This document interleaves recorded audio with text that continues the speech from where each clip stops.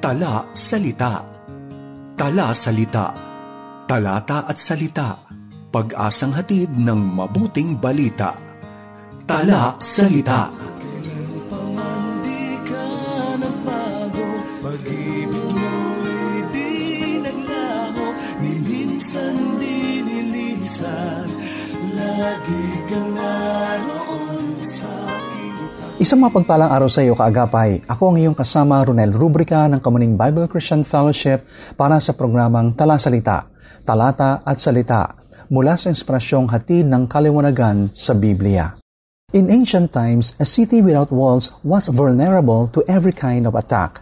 Napakadaling mapasok, manakawan, mawasak, at masakop ito ng kalaban. Walls were the first line of defense. In ancient Israel at sa mga kalapit na bayan, city walls were vital. They kept enemies out. Nagpo-provide ito ng sense of security and allowed the city to thrive in peace. To be without walls was to be wide open to destruction. Today, we reflect on a single vivid verse from Proverbs, isang napaka-powerful image that holds deep spiritual and practical truth. Inihahalin tulad ng Proverbs 25:28 ang isang tao na walang self-control to a city without walls. A man without self-control is like a city broken in two and left without walls. Ipinapakita nito that self-control is not just a moral virtue. It is a protective boundary for our lives. A person without self-control is open to spiritual attack like temptation and sin, vulnerable to emotional chaos like anger and impulsiveness, and at risk of damaging relationships through words, actions, or habits. Kapag wala tayong self-control, whether over our words, emotions, or desires, we're likely a city with no protection. Maari itong mapasok ng kahit ano: anger, lust, addiction, bad habits. Wala nang depensa laban sa mga attack ng kaaway. Ang function ng self-control ay parang spiritual walls. It keeps the good in and the harmful out. The Bible speaks of self-control as a fruit of the Spirit. Hindi ito simpleng willpower lang o discipline. It's the Holy Spirit enabling us to say no to sin and yes to God. It's not about being emotionless.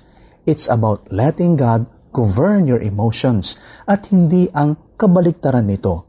In Scripture, self-control is more than mere willpower or human discipline. It's a spirit-empowered ability to govern one's desires, thoughts, emotions, and actions in submission to God's will. Self-control is not self-produced. Ito ay resulta ng pamumuhay na naaayon sa lakad ng Holy Spirit. Galatians 5:22-23, but the fruit of the Spirit is love, joy, peace, patience, kindness, goodness, faithfulness, gentleness, self-control. Against such things there is no law.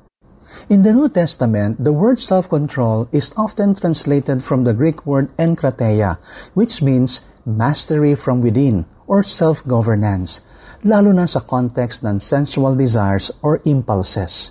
It is used to describe someone who has power over themselves, hindi lang para sa sariling pakinabang, but for holiness and obedience to God. Self-control is a sign of God's Spirit in us. Hindi ito kahinaan, kundi kalakasan sa ilalim ng paghahari ng Diyos. 2 Timothy chapter 1 verse 7 says, "For God gave us a spirit not of fear, but of power and love and self-control." Self-control is the Spirit-enabled ability to restrain sinful desires, govern behavior in alignment with God's will, and pursue holiness with disciplined obedience. Hindi ito about suppression, but about submission. Pagsuko ng control kay God so that He might rule our hearts, minds, and actions. A city without walls was not just vulnerable. It was a disaster waiting to happen. In Proverbs 25 verse 28, Solomon gives us a striking image. When we lack self-control, we're just like that unprotected city, exposed and easily overtaken. So let's look deeper into our text in Proverbs 25:28. First, the signification of self-control. Aristotle once said, "I count him braver who overcomes his desires than him who conquers his enemies. For the hardest victory is the victory over self." Para mas madaling maintindihan ang fruit of the Spirit na ito, makakatulong na makita kung ano ang itsura kung walang self-control. Verse 28 of Proverbs 25 provides a dramatic description of the individual living out of control. Like a city whose walls are broken down is a man who lacks self-control. When the book of Proverbs was written, isa sa pangunahing pinagmumulan ng lakas at depensa ng isang lungsod ay ang pagtatayo at pagpapanatili ng matitibay na pader. Ang luma at mahuna ng pader ay itinuturing na kakulangan sa security. Ang lungsod na nagpabaya sa kalagayan ng pader ay kahiya-hiya. We all know that cities when this was written were safe only because of their walls. And the proverb writer says na kapag tayo ay nawala ng self-control and self-discipline, we are a city without any kind of protection. Therefore, a Christian without self-control is always vulnerable to attack from the world's influences, the devil, as well as his or her own self-destructive desires. Needless to say, that person is defenseless and bound to be defeated. Hindi sapat na umasa sa sarili nating lakas. We desperately need God's power and His grace. Look at Titus chapter 2, verses 11 to 14. For the grace of God that brings salvation has appeared to all men. It teaches us to say no to ungodliness and worldly passions, and to live self-controlled, upright, godly lives in this present age, while we wait for the blessed hope, the glorious appearing of our great God and Savior Jesus Christ, who gave Himself for us to redeem us from all wickedness and to purify Himself a people that are His very own, eager to do what is good. Let's face it, dilika tayo na may sari-saring moods, passions, and desires. Kailangang ma-manage itong lahat. They must be under control or they will end up controlling us. The word translated self-control in the NIV is rendered temperance in the King James Version. The Greek root for the word self-control means to get a hold of or to get a grip on. It comes from the word strength and means one who holds himself in. To be self-controlled is to not live in bondage to the desires, passions, and appetites of the flesh. Kaya nga, we can define this fruit of the Spirit as the control of the self by the Spirit. Self-control, biblically speaking, means walking by the Spirit under the lordship of Christ. The secret of self-control is Christ's control. To be self-controlled is to be Spirit-controlled. May dalawang aspects ang self-control. Una, self-control requires great strength because the hardest person to say no to is yourself. Self-control is the ability to just say no. In the book by John Maxwell, Developing the Leader Within You, it began by saying, the first victory that successful people ever achieve or win is the victory over themselves. Sa sandaling mapagtagumpayan natin ang sarili natin and our own desires and become self-controlled, then, all of a sudden, we can become victorious over other things in life.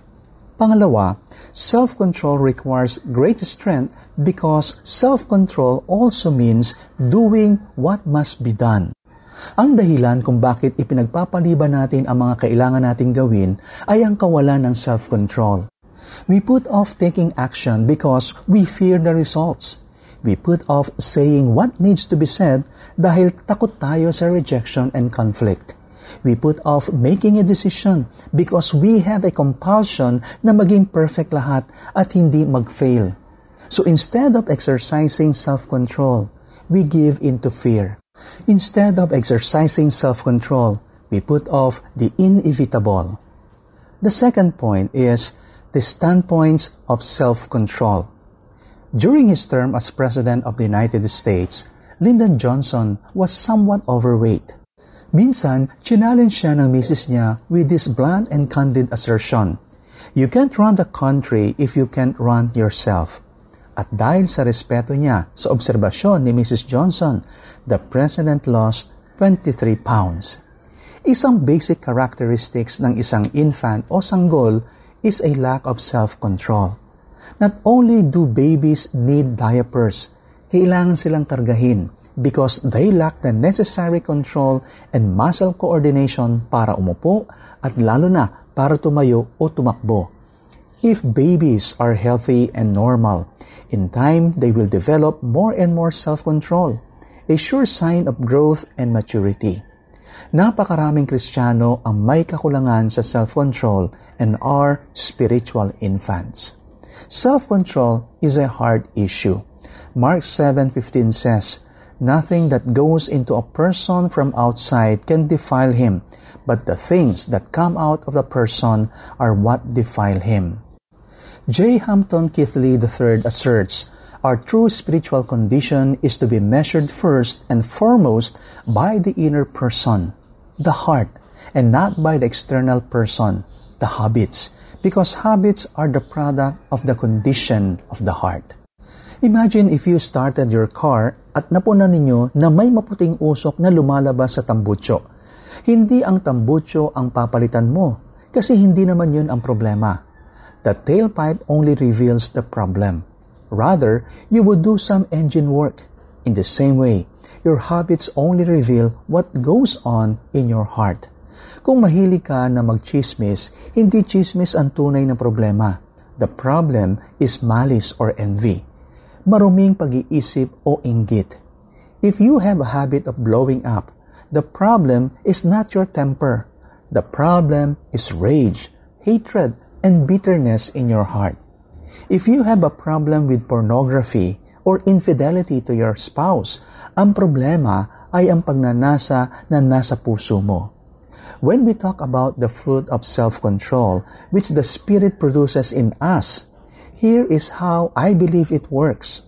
As we live in the Spirit, surrendering to God, and seeking to live for Him, the Holy Spirit begins to form in us this thing Paul calls self-control. Normally, iniisip natin na ang self-control as a strict personal discipline, self-denial, the person whose life is always straight, whose hands are always clean, who never indulge, who talk quietly and laugh softly and never yell, whose clothes are always ironed and whose care is always clean. We associate it with giving up, with saying no, with living conservatively and with very limited amounts of passion and enthusiasm. Pero tila hindi iyan ang biblical understanding of self-control. So what then is this thing called self-control which the Holy Spirit produces in us as we surrender to God?